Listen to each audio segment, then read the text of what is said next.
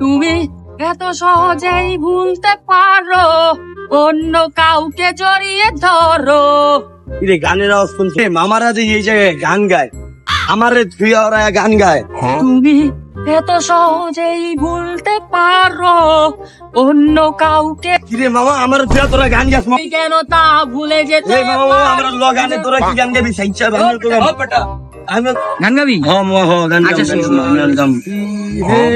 বিদা এভাবেই ভালোবাসে, না বিদা এভাবেই কাছে আসে, বুকের ভেতর হাজার।